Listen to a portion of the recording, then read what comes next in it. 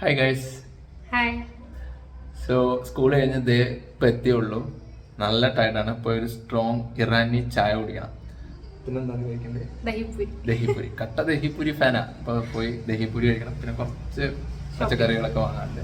യാ, so പോവാം. Yes, അങ്ങനെ ചായക്കടയിൽ ഇരുന്നപ്പോഴാണ് UK എന്നൊരു കോള്. ഞങ്ങളുടെ ബെസ്റ്റ് മോള് വിളിച്ചു. സന്തോഷമായി, കുറേ കഥകൾ പറഞ്ഞു.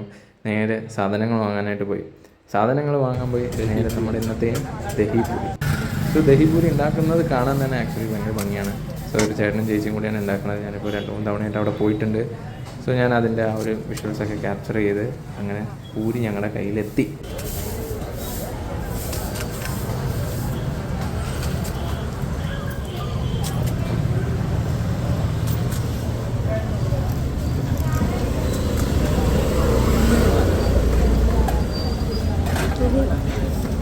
സീരിയസ്ലി ഗൈസ്, എനിക്ക് എന്താ പറയേണ്ടതെന്ന് അറിയില്ല. എൻ്റെ മനസ്സും വയറെല്ലാം നിറഞ്ഞു.